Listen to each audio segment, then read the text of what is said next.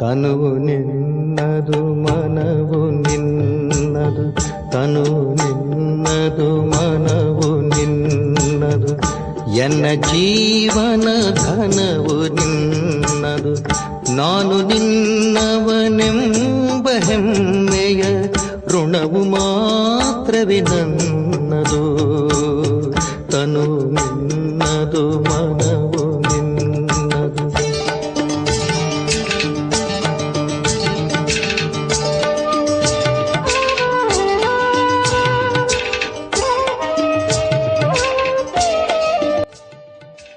ಓಂ Shanti. Good morning. Murli ದಿನಾಂಕ 25/12/2025. ಪ್ರಾತಃ ಮುರಳಿ. ಶಿವತಂದೆ ನೆನಪಿದೆಯಾ? ಮುರಳಿಯ ಸಾರ: ಮಧುರ ಮಕ್ಕಳೇ, ನೀವು ಬಹಳ ಸಮಯದ ನಂತರ ಪುನಃ ತಂದೆಯೊಂದಿಗೆ ಮಿಲನ ಮಾಡಿದ್ದೀರಿ. ಆದ್ದರಿಂದ ನೀವು ಬಹಳ ಬಹಳ ಕಾಲ ಅಗಲಿ ಹೋಗಿ ಸಿಕ್ಕಿರುವ ಮುದ್ದು ಮಕ್ಕಳಾಗಿದ್ದೀರಿ. ಬಾಬಾ ಪ್ರಶ್ನೆ ಕೇಳ್ತಾ ಇದ್ದಾರೆ, ತಮ್ಮ ಸ್ಥಿತಿಯನ್ನು ಏಕರಸ ಮಾಡಿಕೊಳ್ಳುವ ಸಾಧನವೇನಾಗಿದೆ? ಬಾಬಾ ಉತ್ತರ ತಿಳಿಸ್ಕೊಡ್ತಾ ಇದ್ದಾರೆ, ಸದಾ ನೆನಪಿಡಿ, ಯಾವ ಕ್ಷಣವೂ ಕಳೆದು ಹೋಯಿತು ಅದು ಡ್ರಾಮಾ. ಕಲ್ಪದ ಹಿಂದೆಯೂ ಇದೇ ರೀತಿಯಾಗಿತ್ತು. ಈಗಂತೂ ಸ್ತುತಿ, ನಿಂದನೆ, ಮಾನ, ಅಪಮಾನ ಎಲ್ಲವೂ ಮುಂದೆ ಬರುವುದು. ಆದ್ದರಿಂದ ತಮ್ಮ ಸ್ಥಿತಿಯನ್ನು ಏಕರಸ ಮಾಡಿಕೊಳ್ಳಬೇಕೆಂದರೆ ಕಳೆದು ಹೋದುದರ ಚಿಂತನೆ ಮಾಡಬೇಡಿ. ಓಂ ಶಾಂತಿ. ಆತ್ಮಿಕ ಮಕ್ಕಳ ಆತ್ಮಿಕ ತಂದೆಯು ತಿಳಿಸುತ್ತಾರೆ, ಆತ್ಮಿಕ ತಂದೆ ಹೆಸರು ಏನು? ಶಿವಬಾಬಾ. ಅವರು ಎಲ್ಲ ಆತ್ಮಗಳ ತಂದೆಯಾಗಿದ್ದಾರೆ. ಎಲ್ಲ ಆತ್ಮಿಕ ಮಕ್ಕಳ ಹೆಸರೇನು? ಆತ್ಮ. ಶರೀರಕ್ಕೆ ಹೆಸರು ಬರುತ್ತದೆ, ಆದರೆ ಆತ್ಮಕ್ಕೆ ಅದೇ ಹೆಸರು ಬರುತ್ತದೆ. ಇದನ್ನು ಸಹ ಮಕ್ಕಳು ತಿಳಿದುಕೊಂಡಿದ್ದೀರಿ. ಅನೇಕ ಸತ್ಸಂಗಗಳಿವೆ. ಇದು ಸತ್ಯವಾದ ಸತ್ಸಂಗವಾಗಿದೆ. ಇದರಲ್ಲಿ ಸತ್ಯ ತಂದೆಯೇ ರಾಜಯೋಗವನ್ನು ಕಲಿಸಿ ನಮ್ಮನ್ನು ಸತ್ಯುಗದಲ್ಲಿ ಕರೆದುಕೊಂಡು ಹೋಗುತ್ತಾರೆ. ಇಂತಹ ಸತ್ಸಂಗ ಅಥವಾ ಪಾಠಶಾಲೆ ಮತ್ಯಾವುದೂ ಇರಲು ಸಾಧ್ಯವಿಲ್ಲ.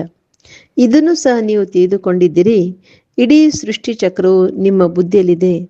ನೀವು ಮಕ್ಕಳೇ ಸ್ವದರ್ಶನ್ ಚಕ್ರಧಾರಿಯಾಗಿದ್ದೀರಿ. ಈ ಸೃಷ್ಟಿ ಚಕ್ರವು ಹೇಗೆ ಸುತ್ತುತ್ತದೆ ಎಂಬುದನ್ನು ತಂದೆಯು ತಿಳಿಸುತ್ತಾರೆ. ಯಾರಿಗಾದರೂ ತಿಳಿಸುವಾಗ ಅವರನ್ನು ಸೃಷ್ಟಿ ಚಕ್ರದ ಚಿತ್ರದ ಮುಂದೆ ನಿಲ್ಲಿಸಿ, ನೀವೀಗ ಇತ್ತ ಕಡೆ ಹೋಗುತ್ತೀರಿ ಎಂದು ತಿಳಿಸಿ. ತಂದೆಯು ಜೀವಾತ್ಮರಿಗೆ ತಿಳಿಸುತ್ತಾರೆ, ತಮ್ಮನ್ನು ಆತ್ಮ ಎಂದು ತಿಳಿಯಿರಿ. ಇದು ಹೊಸ ಮಾತಲ್ಲ. ಕಲ್ಪವೂ ಇದನ್ನು ಕೇಳುತ್ತೇವೆ.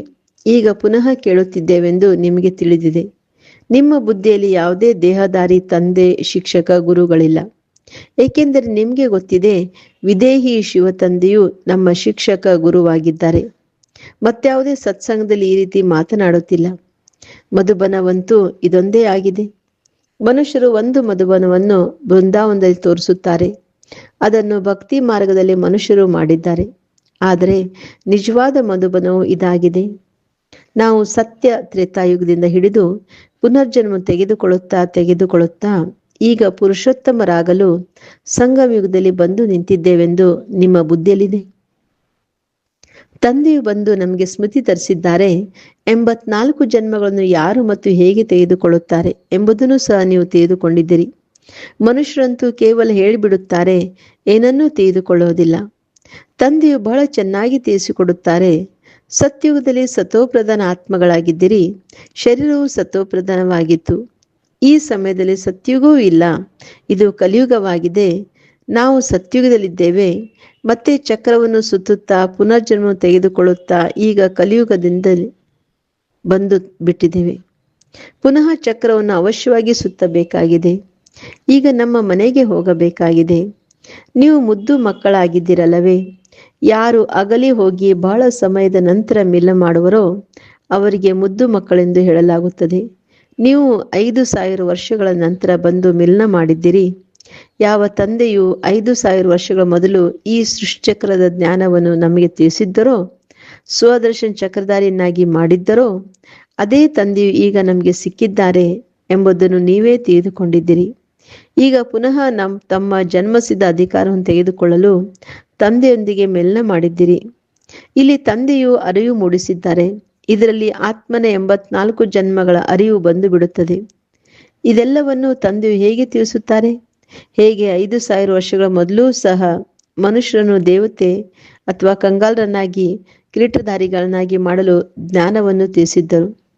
ನಾವು ಮಕ್ಕಳು 84 ಜನ್ಮಗಳನ್ನು ತೆಗೆದುಕೊಂಡಿದ್ದೇವೆ. ಬಾಬಾ ತಿಳಿಸ್ಕೊಡ್ತಾ ಇದ್ದಾರೆ, ಈ ಎಲ್ಲ ಜ್ಞಾನವನ್ನು ನಾವು ಬುದ್ಧಿಯಲ್ಲಿ ತಿಳ್ಕೊಂಡಿದ್ದೇವೆ. ಯಾರು ತೆಗೆದುಕೊಳ್ಳುವುದಿಲ್ಲವೋ ಅವರು ಇಲ್ಲಿ ಕಲಿಯುವುದಕ್ಕಾಗಿ ಬರುವುದೂ ಇಲ್ಲ. ಕೆಲವರು ಸ್ವಲ್ಪ ತಿಳಿದುಕೊಳ್ಳುತ್ತಾರೆ, ನಂಬರ್ ವಾರ್ ಅಂತ ಇರುತ್ತಾರಲ್ಲವೇ, ತಮ್ಮ ತಮ್ಮ ಮನೆ ಗ್ರಹದಲ್ಲೇ ಇರಬೇಕಾಗಿದೆ.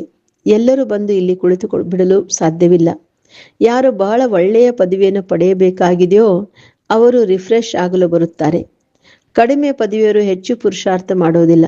ಇದು ಇಂತಹ ಜ್ಞಾನವಾಗಿದೆ. ಸ್ವಲ್ಪ ಪುರುಷಾರ್ಥ ಮಾಡಿದರೂ ಅದು ವ್ಯರ್ಥವಾಗಿ ಹೋಗೋದಿಲ್ಲ. ಶಿಕ್ಷೆಗಳನ್ನು ಅನುಭವಿಸಿ ಬಂದು ಬಿಡುತ್ತಾರೆ. ಚೆನ್ನಾಗಿ ಪುರುಷಾರ್ಥ ಮಾಡಿದರೆ ಶಿಕ್ಷೆಯು ಕಡಿಮೆ ಆಗೋದು. ನೆನಪಿನ ಯಾತ್ರೆ ಇದೆ ಅಲ್ಲವೇ, ವಿಕರ್ಮವು ವಿನಾಶವಾಗುವುದಿಲ್ಲ. ಇದನ್ನು ತಮಗೆ ತಾವು ಪದೇ ಪದೇ ನೆನಪು ತರಿಸಿಕೊಳ್ಳಿ. ಯಾವುದೇ ಮನುಷ್ಯರು ಸಿಕ್ಕಿದರೆ ಮೊದಲು ಅವರಿಗೆ ಇದನ್ನು ತಿಳಿಸಿ ತಮ್ಮನ್ನು ಆತ್ಮ ಎಂದು ತಿಳಿಯಿರಿ. ಈ ಶರೀರದ ಹೆಸರುಗಳಂತೂ ನಂತರದಲ್ಲಿ ಸಿಕ್ಕಿವೆ. ಯಾರನ್ನಾದರೂ ಶರೀರದ ಹೆಸರಿನ ಮೇಲೆಯೇ ಕರೆಯುತ್ತಾರೆ. ಈ ಸಂಗಮ ಯುಗದಲ್ಲಿಯೇ ಬೇಹದ್ದಿನ ತಂದೆಯು ಆತ್ಮಿಕ ಮಕ್ಕಳನ್ನು ಕರೆಯುತ್ತಾರೆ. ಆತ್ಮಿಕ ತಂದೆಯು ಬಂದಿದ್ದಾರೆಂದು ನೀವು ಹೇಳುತ್ತೀರಿ.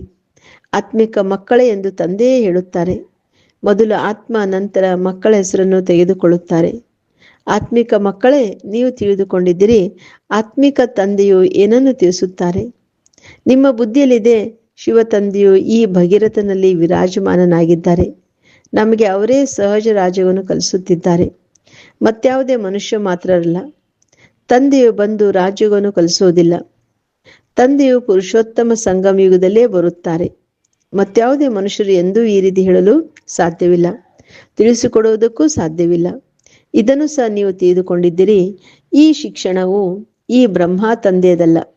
ಕಲಿಯುಗವು ಸಮಾಪ್ತಿಯಾಗಿ ಸತ್ಯುಗವು ಬರಲಿದೆ ಎಂಬುದು ಇವರಿಗೆ ಸಹ ತಿಳಿದಿರಲಿಲ್ಲ. ಇವರಿಗೆ ಈಗ ಯಾವುದೇ ದೇಹದಾರಿ ಗುರುಗಳಿಲ್ಲ. ಅನ್ಯ ಎಲ್ಲ ಮನುಷ್ಯ ಮಾತ್ರರು ನಮಗೆ ಇಂತಹ ಗುರುಗಳಿದ್ದಾರೆ, ಇಂಥವರು ಜೊತೆಯಲ್ಲಿ ಸಮಾವೇಶವಾದರು ಎಂದು ಹೇಳುತ್ತಾರೆ. ಎಲ್ಲರಿಗೆ ದೇಹದಾರಿ ಗುರುಗಳಿರುತ್ತಾರೆ. ಧರ್ಮಸ್ಥಾಪಕರು ದೇಹದಾರಿಗಳಾಗಿದ್ದಾರೆ. ಈ ಧರ್ಮವನ್ನು ಯಾರು ಸ್ಥಾಪನೆ ಮಾಡಿದರು? ಪರಂಪಿತ ಪರಮಾತ್ಮ ತ್ರಿಮೂರ್ತಿ ಶಿವ ತಂದೆಯು ಬ್ರಹ್ಮರವರ ಮೂಲಕ ಸ್ಥಾಪನೆ ಮಾಡಿದ್ದಾರೆ. ಇವರ ಹೆಸರು, ಶರೀರದ ಹೆಸರೇನಾಗಿದೆ? ಬ್ರಹ್ಮ ಎಂದಾಗಿದೆ. ಕ್ರಿಶ್ಚಿಯನರು ಸಹ ಕ್ರೈಸ್ತನು ಈ ಧರ್ಮವನ್ನು ಸ್ಥಾಪನೆ ಮಾಡಿದೆಂದು ಹೇಳುತ್ತಾರೆ. ಅವರಂತೂ ದೇಹದಾರಿಯಾಗಿದ್ದಾರೆ. ಚಿತ್ರವೂ ಇದೆ. ಈ ನಮ್ಮ ಧರ್ಮಸ್ಥಾಪಕರ ಚಿತ್ರವನ್ನೇನೂ ತೋರಿಸುತ್ತೀರಿ? ಶಿವನನ್ನೇ ತೋರಿಸುತ್ತೀರಿ. ಶಿವನ ಚಿತ್ರವನ್ನು ಸಹ ಕೆಲವರು ಚಿಕ್ಕದಾಗಿ, ಕೆಲವರು ದೊಡ್ಡದಾಗಿ ಮಾಡಿಸಿದ್ದಾರೆ. ಆದರೆ ಅವರು ಬಿಂದುವಾಗಿದ್ದಾರೆ. ನಾಮರೂಪವೂ ಇದೆ, ಆದರೆ ಅವ್ಯಕ್ತವಾಗಿದ್ದಾರೆ. ಈ ಸ್ಥೂಲ ನೇತ್ರಗಳಿಂದ ನೋಡಲು ಸಾಧ್ಯವಿಲ್ಲ. ಶಿವ ತಂದೆಯು ನೀವು ಮಕ್ಕಳಿಗೆ ರಾಜ್ಯ ಭಾಗ್ಯವನ್ನು ಕೊಟ್ಟು ಹೋಗಿದ್ದಾರೆ. ಆದ್ದರಿಂದಲೇ ನೆನಪು ಮಾಡುತ್ತಿರಲ್ಲವೇ? ಶಿವ ತಂದೆಯು ತಿಳಿಸುತ್ತಾರೆ, ಮಕ್ಕಳೇ ಮನ್ಮನಾಭವ. ತಂದೆಯಾದ ನನ್ನಪ್ಪನ್ನೇ ನೆನಪು ಮಾಡಿ ಮತ್ತಾರದೇ ಸ್ತುತಿ ಮಾಡುವಂತಿಲ್ಲ. ಆತ್ಮನ ಬುದ್ಧಿಯಲ್ಲಿ ಯಾವುದೇ ದೇಹವು ನೆನಪಿಗೆ ಬರಬಾರದು. ಇದು ಚೆನ್ನಾಗಿ ತಿಳಿದುಕೊಳ್ಳುವ ಮಾತಾಗಿದೆ. ನಮಗೆ ಶಿವ ತಂದೆಯು ಓದಿಸುತ್ತಾರೆ ಎಂಬುದನ್ನು ಇಡೀ ದಿನ ಸ್ಮರಣೆ ಮಾಡಿಕೊಳ್ಳುತ್ತಾ ಇರಿ. ಶಿವ ಭಗವಾನ್ ವಾಚ, ಮೊಟ್ಟ ಮೊದಲು ಪರಮಾತ್ಮನ ಬಗ್ಗೆ ತಿಳಿದುಕೊಳ್ಳಬೇಕಾಗಿದೆ. ಇದನ್ನು ಪಕ್ಕಾ ಮಾಡಿಕೊಳ್ಳದೆ ಆಸ್ತಿಯ ಬಗ್ಗೆ ತಿಳಿಸಿದರೆ ಅವರಿಗೆ ಏನೂ ಬುದ್ಧಿಯಲ್ಲಿ ಕುಳಿತುಕೊಳ್ಳುವುದಿಲ್ಲ. ನಿಮ್ಮ ಮಾತಂತೂ ಸರಿಯಾಗಿದೆ ಎಂದು ಕೆಲವರು ಹೇಳುತ್ತಾರೆ. ಇನ್ನು ಕೆಲವರು ಇದನ್ನು ತಿಳಿದುಕೊಳ್ಳುವುದರಲ್ಲಿ ಸಮಯ ಬೇಕೆಂದು ಹೇಳುತ್ತಾರೆ. ಕೆಲವರು ವಿಚಾರ ಮಾಡುತ್ತೇವೆ ಎಂದು ಹೇಳುತ್ತಾರೆ. ಹೀಗೆ ಭಿನ್ನ ಭಿನ್ನ ಪ್ರಕಾರದವರು ಬರುತ್ತಾರೆ. ಇದು ಹೊಸ ಮಾತಾಗಿದೆ. ಪರಂಪಿತ ಪರಮಾತ್ಮ ಶಿವನು ಆತ್ಮಗಳಿಗೆ ಕುಳಿತು ಓದಿಸುತ್ತಾರೆ. ವಿಚಾರ ನಡೆಯುತ್ತದೆ. ಮಕ್ಕಳಿಗೆ ಇದು ಅರ್ಥವಾಗಬೇಕೆಂದರೆ ಏನು ಮಾಡಬೇಕು? ಶಿವನೇ ಜ್ಞಾನಸಾಗರನಾಗಿದ್ದಾನೆ. ಆತ್ಮಕ್ಕೆ ಜ್ಞಾನಸಾಗರನೆಂದು ಹೇಳುತ್ತಾರೆ. ಅವರಿಗೆ ಶರೀರವೇ ಇಲ್ಲ. ಜ್ಞಾನಸಾಗರನಿಂದ ಮೇಲೆ ಅವಶ್ಯವಾಗಿ ಅವರು ಯಾವಾಗಲೂ ಜ್ಞಾನವನ್ನು ತಿಳಿಸಿದ್ದಾರೆ. ಆದ್ದರಿಂದಲೇ ಅವರಿಗೆ ಜ್ಞಾನಸಾಗರನೆಂದು ಹೇಳುತ್ತಾರೆ. ಸುಮ್ಮನೆ ಏಕೆ ಹೇಳುವರು? ಯಾರಾದರೂ ಚೆನ್ನಾಗಿ ಓದುತ್ತಾರೆಂದರೆ ಇವರು ಬಹಳ ಬೇಗ ಶಾಸ್ತ್ರಗಳನ್ನು ಓದಿದ್ದಾರೆಂದು ಹೇಳಲಾಗುತ್ತದೆ ಮತ್ತು ಅವರಿಗೆ ಶಾಸ್ತ್ರೀಯ ಅಥವಾ ವಿದ್ವಾಂಸರೆಂದು ಹೇಳುತ್ತಾರೆ. ಆದರೆ ತಂದೆಗೆ ಜ್ಞಾನಸಾಗರ ಅಥಾರಿಟಿ ಎಂದು ಹೇಳಲಾಗುತ್ತದೆ. ಅವಶ್ಯವಾಗಿ ಅವರು ಬಂದು ಹೋಗಿದ್ದಾರೆ. ಆದ್ದರಿಂದ ಮೊದಲು ಇದನ್ನು ಕೇಳಿರಿ. ಈಗ ಕಲಿಯುಗವೋ ಅಥವಾ ಸತ್ಯುಗವೋ, ಹೊಸ ಪ್ರಪಂಚವೋ ಅಥವಾ ಹಳೆಯ ಪ್ರಪಂಚವೋ, ಗುರಿ ಧ್ಯೇಯವಂತೂ ನಿಮ್ಮ ಸಮ್ಮುಖದಲ್ಲಿದೆ. ಒಂದು ವೇಳೆ ಈ ಲಕ್ಷ್ಮೀನಾರಾಯಣರು ಇದ್ದಿದ್ದರೆ ಅವರ ರಾಜ್ಯವು ಇರುತ್ತಿತ್ತು. ಇದು ಹಳೆಯ ಪ್ರಪಂಚ ಕಂಗಾಲಾಗುತ್ತಲೇ ಇರಲಿಲ್ಲ. ಈಗಂತೂ ಕೇವಲ ಅವರ ಚಿತ್ರಗಳಿವೆ. ಮಂದಿರಗಳಲ್ಲಿ ಮಾದರಿ ಚಿತ್ರಗಳನ್ನು ತೋರಿಸುತ್ತಾರೆ. ವಾಸ್ತವದಲ್ಲಿ ಅವರ ಮಹಲಗಳು ಉದ್ಯಾನದಲ್ಲಿ ಎಷ್ಟು ದೊಡ್ಡದಾಗಿರುತ್ತದೆ. ಕೇವಲ ಮಂದಿರಗಳಲ್ಲೇ ಅವರು ಇರುವುದಿಲ್ಲ. ಅವರ ಮಾದರಿಯನ್ನು ಚಿಕ್ಕ ರೂಪದಲ್ಲಿ ತೋರಿಸುತ್ತಾರೆ. ಹೇಗೆ ಪ್ರಧಾನಮಂತ್ರಿಯ ಮನೆಯು ಎಷ್ಟು ದೊಡ್ಡದಾಗಿರುತ್ತದೆ, ಹಾಗೆ ದೇವಿ ದೇವತೆಗಳು ಸಹ ದೊಡ್ಡ ಮಹಲ್ಗಳಿರುತ್ತಾರೆ. ಬಹಳ ಜಾಗವಿರುತ್ತದೆ. ಅಲ್ಲಿ ಹೆದರುವ ಮಾತೇ ಇರುವುದಿಲ್ಲ. ಸದಾ ಹೂದೋಟವೇ ಇರುತ್ತದೆ. ಮುಳ್ಳುಗಳಿರುವುದಿಲ್ಲ. ಅದು ಉದ್ಯಾನವನವಾಗಿದೆ. ಅಲ್ಲಂತೂ ಸೌದೆ ಇತ್ಯಾದಿಗಳನ್ನು ಸುಡುವುದಿಲ್ಲ. ಏಕೆಂದರೆ ಸೌದೆಗಳನ್ನು ಸುಟ್ಟಾಗ ಅದರಿಂದ ಬರುವ ಹೊಗೆಯಿಂದ ದುಃಖದ ಅನುಭವ ಆಗುತ್ತದೆ. ಸತ್ಯುಗದಲ್ಲಿ ನಾವು ಬಹಳ ಕಡಿಮೆ ಜಾಗದಲ್ಲಿ ಇರುತ್ತೇವೆ. ನಂತರ ವೃದ್ಧಿಯಾಗುತ್ತಾ ತೊಡಗುತ್ತದೆ. ಬಹಳ ಒಳ್ಳೊಳ್ಳೆ ಉದ್ಯಾನವನಗಳಿರುತ್ತವೆ. ಸುವಾಸನೆಯೂ ಬರುತ್ತಿರುತ್ತದೆ. ಆ ಉದ್ಯಾನದಲ್ಲಿ ಸುಗಂಧಭರಿತ ಹೂ ಇರ್ತತಾನೆ. ಗಾಳಿ ಬೀಸಿದಾಗ ಅದೇನಾಗ್ತದೆ, ಸುವಾಸನೆ ಬರ್ತದೆ. ಅರಣ್ಯವಿರೋದೇ ಇಲ್ಲ. ಈಗಂತೂ ಕೇವಲ ಅದರ ಅನುಭವವಾಗುತ್ತದೆ, ನೋಡೋದಂತೂ ಇಲ್ಲ. ನೀವು ಧ್ಯಾನದಲ್ಲಿ ದೊಡ್ಡ ಮಹಲ್ಗಳನ್ನು ನೋಡಿಕೊಂಡು ಬರುತ್ತೀರಿ. ಆದರೆ ಅದನ್ನು ಇಲ್ಲಿ ಮಾಡಿಸಲು ಸಾಧ್ಯವಿಲ್ಲ. ಸಾಕ್ಷಾತ್ಕಾರವಾಗಿ ಮತ್ತೆ ಮಾಯವಾಗಿ ಬಿಡುತ್ತದೆ. ರಾಜರು, ರಾಜಕುಮಾರರು, ರಾಜಕುಮಾರಿರುತ್ತಾರೆ.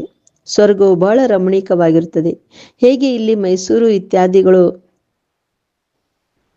ರಮಣೀಕವಾಗಿರುತ್ತವೆ, ಹಾಗೆ ಅಲ್ಲಿ ಬಹಳ ಒಳ್ಳೊಳ್ಳೆಯ ತಂಪಾದ ಗಾಳಿಯು ಬೀಸುತ್ತಿರುತ್ತದೆ. ನೀರಿನ ಝರಿಗಳು ಹರಿಯುತ್ತಿರುತ್ತವೆ. ನಾವು ಒಳ್ಳೊಳ್ಳೆ ವಸ್ತುಗಳನ್ನು ತಯಾರಿಸಬೇಕೆಂದು ಆತ್ಮವು ತಿಳಿಯುತ್ತದೆ. ಆತ್ಮಕ್ಕೆ ಸ್ವರ್ಗವಂತೂ ನೆನಪಿಗೆ ಬರುತ್ತದಲ್ಲವೇ? ನೀವು ಮಕ್ಕಳಿಗೆ ಈಗ ರಿಯಲೈಸ್ ಆಗುತ್ತದೆ, ನಾವು ಎಲ್ಲಿ ಇರುತ್ತೇವೋ, ಏನಾಗುತ್ತೇವೋ ಈ ಸಮಯದಲ್ಲಿ ಈ ಸ್ಮೃತಿ ಇರುತ್ತದೆ. ಚಿತ್ರಗಳನ್ನು ನೋಡಿ ನೀವು ಎಷ್ಟು ಅದೃಷ್ಟವಂತರಾಗಿದ್ದೀರಿ. ಅಲ್ಲಿ ದುಃಖದ ಯಾವುದೇ ಮಾತಿರುವುದಿಲ್ಲ. ನಾವಂತೂ ಸ್ವರ್ಗದಲ್ಲಿದ್ದೇವೆ, ನಂತರ ಕೆಳಗಿಳಿದೆವು, ಈಗ ಪುನಃ ಸ್ವರ್ಗದಲ್ಲಿ ಹೋಗಬೇಕಾಗಿದೆ. ಅಂದ ಮೇಲೆ ಹೇಗೆ ಸ್ವರ್ಗದಲ್ಲಿ ಹೋಗೋದು? ಹಗ್ಗವನ್ನಿಡಿದು ಹೋಗುತ್ತೀರಾ? ನಾವಾತ್ಮಗಳು ಶಾಂತಿಧಾಮದ ನಿವಾಸಿಗಳಾಗಿದ್ದೇವೆ. ನೀವೀಗ ಪುನಃ ದೇವತೆಗಳಾಗುತ್ತಿದ್ದೀರಿ ಮತ್ತು ಅನ್ಯರನ್ನೂ ಮಾಡುತ್ತಿದ್ದೀರೆಂದು ತಂದೆಯು ಸ್ಮೃತಿ ತರಿಸುತ್ತಾರೆ.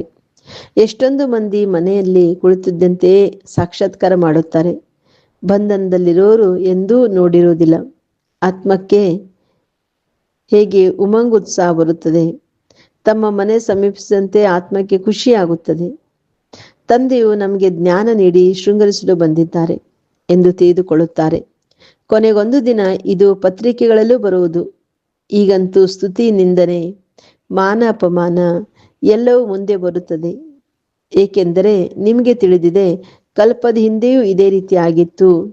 ಯಾವ ಕ್ಷಣವೂ ಕಳೆದು ಹೋಯಿತು, ಅದರ ಚಿಂತೆ ಮಾಡಬಾರದು. ಪತ್ರಿಕೆಗಳಲ್ಲಿ ಕಲ್ಪದ ಮೊದಲು ಇದೇ ರೀತಿ ಬಂದಿತ್ತು, ಮತ್ತೆ ಪುರುಷಾರ್ಥ ಮಾಡಬೇಕಾಗಿದೆ.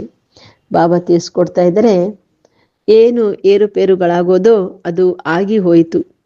ಹೆಸರಂತೂ ಬಂದು ಬಿಟ್ಟಿದಲ್ಲವೇ? ಕೆಲವರು ಓದುತ್ತಾರೆ, ಕೆಲವರು ಓದುವುದಿಲ್ಲ. ಬಿಡುವು ಸಿಗುವುದಿಲ್ಲ. ಅನ್ನ ಕೆಲಸಗಳಲ್ಲೇ ತೊಡಗಿಬಿಡುತ್ತಾರೆ. ಈಗ ನಿಮ್ಮ ಬುದ್ಧಿಯಲ್ಲಿದೆ, ಇದು ಬೇಹದ್ದಿನ ದೊಡ್ಡ ಡ್ರಾಮಾ ಆಗಿದೆ. ಟಿಕ್ ಟಿಕ್ ಎಂದು ನಡೆಯುತ್ತಿರುತ್ತದೆ. ಚಕ್ರವು ಸುತ್ತುತ್ತಿರುತ್ತದೆ. 1 ಸೆಕೆಂಡ್ನಲ್ಲಿ ಏನು ಕಳೆದು ಹೋಯಿತು ಅದು ಮತ್ತೆ 5000 ವರ್ಷಗಳ ನಂತರ ಪುನರಾವರ್ತನೆಯಾಗುವುದು. ಏನು ಆಗಿ ಹೋಯಿತೋ ಸೆಕೆಂಡಿನ ನಂತರ ಅದು ವಿಚಾರದಲ್ಲಿ ಬರುತ್ತದೆ. ಈಗ ತಪ್ಪು ಆಗಿ ಹೋಯಿತು. ಡ್ರಾಮಾದಲ್ಲಿ ನಿಗದಿ ಆಯಿತು ಎಂದು ಆದರೆ ಕಲ್ಪದ ಹಿಂದೆಯೂ ಇದು ತಪ್ಪು ಆಗಿತ್ತು. ಅದು ಕಳೆದು ಹೋಯಿತು. ಇನ್ನು ಮುಂದೆ ಆ ರೀತಿ ಮಾಡಬಾರದು. ಪುರುಷಾರ್ಥ ಮಾಡುತ್ತಾ ಇರಿ. ಪದೇ ಅದೇ ತಪ್ಪು ಮಾಡುವುದು ಒಳ್ಳೆಯದಲ್ಲ. ಈ ಕರ್ಮವೂ ಒಳ್ಳೆಯದಲ್ಲ. ನಮ್ಮಿಂದ ಈ ಕೆಟ್ಟ ಕೆಲಸವಾಯಿತೆಂದು ಮನಸ್ಸು ತಿನ್ನುತ್ತಿರುತ್ತದೆ. ತಂದೆಯು ತಿಳುವಳಿಕೆ ನೀಡುತ್ತಾರೆ, ಮಕ್ಕಳು ಈ ರೀತಿ ಮಾಡಬೇಡಿ, ಇದರಿಂದ ಅನ್ಯರಿಗೆ ದುಃಖವಾಗುವುದೆಂದು ಹೇಳಿ. ತಂದೆಯು ಅದನ್ನು ನಿಷೇಧಿಸುತ್ತಾರೆ. ತಂದೆಯು ತಿಳಿಸಿಬಿಡುತ್ತಾರೆ, ಕೇಳದೆ ಯಾವುದೇ ವಸ್ತುವನ್ನು ತೆಗೆದುಕೊಳ್ಳುವುದಕ್ಕೆ ಕಳ್ಳತನ ಎಂದು ಹೇಳಲಾಗುತ್ತದೆ. ಆದ್ದರಿಂದ ಇಂತಹ ಕೆಲಸ ಮಾಡಬೇಡಿ. ಕಟುವಾಗಿ ಮಾತನಾಡಬೇಡಿ. ಇತ್ತೀಚಿನ ಪ್ರಪಂಚವು ನೋಡಿ ಹೇಗಿದೆ. ಯಾವುದೇ ನೌಕರನ ಮೇಲೆ ಕೋಪಿಸಿಕೊಂಡರೆ ಅವರೂ ಸಹ ಶತ್ರುತ್ವ ಮಾಡತೊಡಗುತ್ತಾರೆ. ಸತ್ಯುಗದಲ್ಲಂತೂ ಹಸು ಹುಲಿ ಪರಸ್ಪರ ಕ್ಷೀರಖಂಡವಾಗಿರ್ತಾರೆ, ಅಂದ್ರೆ ಪ್ರೀತಿಯಿಂದ ಇರ್ತಾರೆ ಅಂತ. ಸತ್ಯುಗದಲ್ಲಿ ಎಲ್ಲಾ ಮನುಷ್ಯಾತ್ಮರು ಪರಸ್ಪರ ಕ್ಷೀರಖಂಡವಾಗಿರುತ್ತಾರೆ. ಆದರೆ ಈ ರಾವಣ ಪ್ರಪಂಚದಲ್ಲಿ ಎಲ್ಲಾ ಮನುಷ್ಯರು ಉಪ್ಪು ನೀರಿನಂತೆ ಇದ್ದಾರೆ. ತಂದೆ ಮಕ್ಕಳೂ ಸಹ ಉಪ್ಪು ನೀರಾಗಿ ವರ್ತಿಸುತ್ತಾರೆ. ಕಾಮ ಮಹಾಶತ್ರುವಲ್ಲವೇ? ಕಾಮಕಟನ್ನು ನಡೆಸಿ ಒಬ್ಬರು ಇನ್ನೊಬ್ಬರಿಗೆ ದುಃಖವನ್ನು ಕೊಡುತ್ತಾರೆ. ಈ ಇಡೀ ಪ್ರಪಂಚವೇ ಉಪ್ಪು ನೀರಾಗಿದೆ. ಸತ್ಯುಗಿ ಪ್ರಪಂಚವು ಕ್ಷೀರಖಂಡವಾಗಿದೆ. ಈ ಮಾತುಗಳು ಪ್ರಪಂಚದವರಿಗೇನೂ ಗೊತ್ತು? ಮನುಷ್ಯರಂತೂ ಸ್ವರ್ಗಕ್ಕೆ ಲಕ್ಷಾಂತರ ವರ್ಷಗಳೆಂದು ಹೇಳಿಬಿಡುತ್ತಾರೆ. ಆದ್ದರಿಂದ ಯಾವುದೇ ಮಾತು ಬುದ್ಧಿಯಲ್ಲಿ ಬರಲು ಸಾಧ್ಯವಿಲ್ಲ. ಯಾರು ದೇವತೆಗಳಾಗಿದ್ದರೋ ಅವರಿಗೆ ಸ್ಮೃತಿ ಬರುತ್ತದೆ, ನೀವು ತಿಳಿದುಕೊಂಡಿದ್ದೀರಿ, ಈ ದೇವತೆಗಳು ಸತ್ಯುಗದಲ್ಲಿದ್ದರು. ಯಾರು 84 ಜನ್ಮಗಳನ್ನು ತೆಗೆದುಕೊಂಡಿದ್ದಾರೆಯೋ ಅವರೇ ಬಂದು ಪುನಃ ದೇವತೆಗಳಾಗುತ್ತಾರೆ ಮತ್ತು ಮುಳ್ಳುಗಳಿಂದ ಹೂಗಳನ್ನಾಗಿ ಮಾಡುತ್ತಾರೆ. ತಂದೆಯದು ಇದು ಒಂದೇ ಯೂನಿವರ್ಸಿಟಿ ಆಗಿದೆ. ಇದರ ಶಾಖೆಗಳು ಸ್ಥಾಪನೆ ಆಗುತ್ತಿರುತ್ತದೆ. ಯಾವಾಗ ಖುದಾನು ಬರುವರು ಅಂದರೆ ಪರಮಾತ್ಮ ಬರುವರೋ ಆಗ ಅವರ ಸಹಯೋಗಿಗಳಾಗುತ್ತೀರಿ. ನಿಮ್ಮ ಮೂಲಕವೇ ಸ್ವಯಂ ಖುದಾನೇ ಅಂದರೆ ಪರಮಾತ್ಮನೇ ರಾಜಧಾನಿ ಸ್ಥಾಪನೆ ಮಾಡುತ್ತಾರೆ. ನಾವು ಖುದಾನ ಸಹಯೋಗಿಗಳಾಗುತ್ತೇವೆಂದು ನೀವು ತಿಳಿದುಕೊಂಡಿದ್ದೀರಿ. ಆ ಮನುಷ್ಯರಾದರೆ ಸ್ಥೂಲ ಸೇವೆ ಮಾಡುತ್ತಾರೆ. ಇದು ಆತ್ಮಿಕ ಸೇವೆಯಾಗಿದೆ. ತಂದೆಯು ನಾವು ಆತ್ಮಗಳಿಗೆ ಆತ್ಮಿಕ ಸೇವೆಯನ್ನು ಕಲಿಸುತ್ತಿದ್ದಾರೆ. ಏಕೆಂದರೆ ಆತ್ಮವೇ ತಮೋಪ್ರಧಾನವಾಗಿ ಬಿಟ್ಟಿದೆ. ಪುನಃ ತಂದೆಯು ಸತೋಪ್ರಧಾನನಾಗಿ ಮಾಡುತ್ತಿದ್ದಾರೆ. ತಂದೆ ತಿಳಿಸುತ್ತಾರೆ, ನನ್ನೊಬ್ಬನನ್ನು ನೆನಪು ಮಾಡಿ, ಆಗ ವಿಕರ್ಮಗಳು ವಿನಾಶವಾಗುತ್ತವೆ. ಇದು ಯೋಗಾಗ್ನಿಯಾಗಿದೆ. ಭಾರತದ ಪ್ರಾಚೀನ ಯೋಗ ಎಂದು ಗಾಯನವಿದೆ ಅಲ್ಲವೇ? ಕೃತಕ ಯೋಗಗಳಂತೂ ಬಹಳಷ್ಟಾಗಿ ಬಿಟ್ಟಿವೆ. ಆದ್ದರಿಂದ ತಂದೆ ತಿಳಿಸುತ್ತಾರೆ, ನೆನಪಿನ ಯಾತ್ರೆ ಎಂದು ಸರಿಯಾಗಿದೆ. ಶಿವ ತಂದೆಯನ್ನು ನೆನಪು ಮಾಡುತ್ತಾ ಮಾಡುತ್ತಾ ನೀವು ಶಿವಪುರಿಯಲ್ಲಿ ಹೊರಟು ಹೋಗುತ್ತೀರಿ. ಶಾಂತಿಧಾಮವು ಶಿವಪುರಿಯಾಗಿದೆ. ಸತ್ಯುಗವು ವಿಷ್ಣುಪುರಿಯಾಗಿದೆ. ಇದು ರಾವಣಪುರಿಯಾಗಿದೆ. ವಿಷ್ಣುಪುರಿಯು ನಂತರ ರಾಮಪುರಿಯು ಆಗುವುದು. ಸೂರ್ಯವಂಶೀಯರ ನಂತರ ಚಂದ್ರವಂಶೀಯರು ಬರುವರು. ಇದು ಸಾಮಾನ್ಯ ಮಾತಾಗಿದೆ. ಅರ್ಧಕಲ್ಪ ಸತ್ಯುಗ ತ್ರೇತಾಯುಗ, ಅರ್ಧಕಲ್ಪ ದ್ವಾಪರ ಕಲಿಯುಗ. ನೀವೀಗ ಸಂಗಮಯುಗದೇ ಬಂದಿದ್ದೀರಿ. ಇದನ್ನು ಕೇವಲ ನೀವೇ ತಿಳಿದುಕೊಂಡಿದ್ದೀರಿ. ಯಾರು ಚೆನ್ನಾಗಿ ಧಾರಣೆ ಮಾಡುವರೋ ಅವರು ಎಲ್ಲರಿಗೂ ತಿಳಿಸುತ್ತಾರೆ, ನಾನು ಪುರುಷೋತ್ತಮ ಸಂಗಮಯುಗದಲ್ಲಿದ್ದೇನೆ. ಇದು ಬುದ್ಧಿಯಲ್ಲಿ ನೆನಪಿದ್ದರೂ ಸಹ ಇಡೀ ನಾಟಕವು ಬುದ್ಧಿಯಲ್ಲಿ ಬಂದು ಬಿಡುವುದು. ಆದರೆ ಮನುಷ್ಯರು ಕಲಿಯುಗಿ ದೇಹದ ಸಂಬಂಧಿಗಳು ಮೊದಲಾದವರನ್ನು ನೆನಪು ಮಾಡುತ್ತಿರುತ್ತಾರೆ. ತಂದೆ ತಿಳಿಸುತ್ತಾರೆ, ಮಕ್ಕಳೇ, ನೀವು ಒಬ್ಬ ತಂದೆಯನ್ನು ನೆನಪು ಮಾಡಬೇಕಾಗಿದೆ. ಸರ್ವರ ಸದ್ಗತಿಯನ್ನು ರಾಜಯೋಗವನ್ನು ಕಲಿಸುವವರು ಒಬ್ಬರೇ ತಂದೆಯಾಗಿದ್ದಾರೆ. ಆದ್ದರಿಂದ ಬಾಬಾ ತಿಳಿಸ್ಕೊಡ್ತಾ ಇದ್ದಾರೆ, ಆ ಒಬ್ಬ ತಂದೆಯನ್ನ ಏನು ಮಾಡ್ಬೇಕು, ನಾವು ನೆನಪು ಮಾಡಬೇಕಾಗಿದೆ. ಶಿವ ತಂದೆ ಜಯಂತಿಯೇ ಇಡೀ ಪ್ರಪಂಚವನ್ನು ಪರಿವರ್ತಿಸುತ್ತದೆ. ನಾವೀಗ ಪುರುಷೋತ್ತಮ ಸಂಗಮಯುಗದಲ್ಲಿದ್ದೇವೆ. ನೀವೇ ಬ್ರಾಹ್ಮಣರೇ ತಿಳಿದುಕೊಂಡಿದ್ದೀರಿ. ಯಾರು ಬ್ರಾಹ್ಮಣರಾಗಿದ್ದರೋ ಅವರಿಗೆ ರಚಯಿತ ಮತ್ತು ರಚನೆಯ ಜ್ಞಾನ ಬುದ್ಧಿಯಲ್ಲಿದೆ. ಒಳ್ಳೆಯದು. ಮಧುರಾತಿ ಮಧುರ ಅಗಲಿ ಹೋಗಿ ಮರಳಿ ಸಿಕ್ಕಿರುವ ಮಕ್ಕಳ ಪ್ರತಿ ಮಾತ್ಪಿತಾ ಬಾಪ್ದಾದರವರ ನೆನಪು, ಪ್ರೀತಿ ಹಾಗೂ ಸುಪ್ರಭಾತ. ಆತ್ಮಿಕ ಮಕ್ಕಳಿಗೆ ಆತ್ಮಿಕ ತಂದೆ ನಮಸ್ತೆ. ನಾವೆಲ್ಲ ಆತ್ಮಿಕ ಮಕ್ಕಳ ಆತ್ಮಿಕ ತಂದೆಗೆ ನೆನಪು, ಪ್ರೀತಿ ಹಾಗೂ ನಮಸ್ತೆ ನಮಸ್ತೆ ನಮಸ್ತೆ. ಧಾರಣೆಗಾಗಿ ಮುಖ್ಯ ಸಾರ. ಫಸ್ಟ್ ಪಾಯಿಂಟ್, ಅನ್ಯರಿಗೆ ದುಃಖವಾಗುವಂತ ಯಾವುದೇ ಕರ್ಮ ಮಾಡಬಾರದು. ಕಟುವಾಗಿ ಮಾತನಾಡಬಾರದು. ಬಹಳ ಕ್ಷೀರಖಂಡವಾಗಿರಬೇಕು. ಸೆಕೆಂಡ್ ಪಾಯಿಂಟ್, ಯಾವುದೇ ದೇಹದಾರಿಯ ಮಹಿಮೆ ಮಾಡಬಾರದು. ಬುದ್ಧಿಲಿರಲಿ, ನಮಗೆ ಶಿವ ತಂದೆ ಓದಿಸುತ್ತಾರೆ, ಅವರೊಬ್ಬರ ಮಹಿಮೆಯನ್ನೇ ಮಾಡಬೇಕಾಗಿದೆ. ಆತ್ಮಿಕ ತಂದೆಯ ಸೇವಾದರಿಗಳಾಗಬೇಕಾಗಿದೆ. ಇವತ್ತಿನ ವರದಾನ, ಶುದ್ಧ ಸಂಕಲ್ಪದ ರಥದ ಮುಖಾಂತರ ವೃತ್ತಿಯ ಪರಿವರ್ತನೆ ಮಾಡುವಂತಹ ಹೃದಯ ಸಿಂಹಾಸನಾಧಿಕಾರಿ ಭವ. ಬಾಪ್ದಾದಾರವರು ಹೃದಯ ಸಿಂಹಾಸನ ಅಧಿಕಾರಿ ಇಷ್ಟು ಪ್ರಿಯವಾಗಿದೆ. ಯಾವುದು ಈ ಸಿಂಹಾಸನದ ಮೇಲೆ ಸದಾ ಪ್ರಿಯವಾದ ಆತ್ಮರೇ ಕುಳಿತುಕೊಳ್ಳಲು ಸಾಧ್ಯ. ಬಾಬನ ಹೃದಯ ಸಿಂಹಾಸನದಲ್ಲಿ ಯಾರು ಕುಳಿತುಕೊಳ್ಳಿಕ್ಕೆ ಸಾಧ್ಯ? ಯಾರು ಬಾಬನಿಗೆ ಸತ್ಯ ಪ್ರೀತಿ ಮಾಡ್ತಾರೆ ಅವರೇ ಬಾಬನ ಹೃದಯದಲ್ಲಿ ಕುಳಿತುಕೊಳ್ಳಿಕ್ಕೆ ಸಾಧ್ಯ. ಅವರ ಸಂಕಲ್ಪದಲ್ಲೂ ಸಹ ಅಪವಿತ್ರತೆ ಅಥವಾ ಅವಮರ್ಯಾದೆ ಬಂದು ಬಿಡೋದು. ಅವರು ಸಿಂಹಾಸನ ಅಧಿಕಾರಿ ಆಗುವ ಬದಲು ಬೀಳುವ ಕಲೆಯಲ್ಲಿ ಕೆಳಗೆ ಬಂದು ಬಿಡುತ್ತಾರೆ. ಆದ್ದರಿಂದ ಮೊದಲು ಶುದ್ಧ ಸಂಕಲ್ಪದ ರಥದ ಮುಖಾಂತರ ತಮ್ಮ ವೃತ್ತಿಯ ಪರಿವರ್ತನೆ ಮಾಡಿ. ವೃತ್ತಿಯ ಪರಿವರ್ತನೆಯಿಂದ ಭವಿಷ್ಯ ಜೀವನರೂಪಿ ಸೃಷ್ಟಿ ಬದಲಾಗಿ ಬಿಡೋದು. ಶುದ್ಧ ಸಂಕಲ್ಪ ಹಾಗೂ ದೃಢ ಸಂಕಲ್ಪ ವ್ರತದ ಪ್ರತ್ಯಕ್ಷ ಫಲ ಇರುವುದೇ ಸದಾಕಾಲಕ್ಕಾಗಿ ಬಾಪ್ದಾದರವರ ಹೃದಯ ಸಿಂಹಾಸನ. ಇವತ್ತಿನ ಸ್ಲೋಗನ್ ಆಗಿದೆ, ಎಲ್ಲ ಸರ್ವ ಶಕ್ತಿಗಳು ಜೊತೆಲಿರುತ್ತವೆ, ಅಲ್ಲಿ ನಿರ್ವಿಘ್ನ ಸಫಲತೆ ಇದ್ದೇ ಇರುತ್ತದೆ.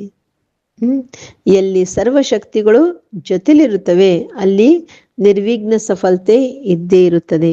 ಇವತ್ತಿನ ಅವ್ಯಕ್ತ ಸೂಚನೆ, ಈಗ ಸಂಪನ್ನ ಅಥವಾ ಕರ್ಮಾತೀತರಾಗೋದ್ರಲ್ಲಿ ತತ್ಪರರಾಗಿರಿ. ಅಂತವಾಕ ಸ್ಥಿತಿ ಅರ್ಥಾತ್ ಕರ್ಮ ಬಂಧನದ ಮುಕ್ತ, ಕರ್ಮಾತೀತ ಸ್ಥಿತಿಯ ವಾಹನ ಅರ್ಥಾತ್ ಅಂತಿಮ ವಾಹನ. ಯಾರ ಮೂಲಕವೇ ಸೆಕೆಂಡಿನಲ್ಲಿ ಜೊತೆಯಲ್ಲಿ ಹಾರುವಿರಿ. ಇದಕ್ಕಾಗಿ ಸರ್ವ ಹದ್ದಿನಿಂದ ದೂರ ಬೇಹದ್ದಿನ ಸೇವಾದಾರಿಗಳಾಗಿ ಸರ್ವ ಹದ್ದುಗಳಿಂದ ಮೇಲೆ ವಿಜಯ ಪ್ರಾಪ್ತಿ ಮಾಡಿಕೊಳ್ಳುವವರೇ ವಿಜಯೀ ರತ್ನ ಆಗಲೇ ಅಂತಿಮ ಕರ್ಮಾತೀತ ಸ್ವರೂಪದ ಅನುಭವಿ ಸ್ವರೂಪರಾಗುವಿರಿ. Okay, Om Shanti. Have a nice day. Take care.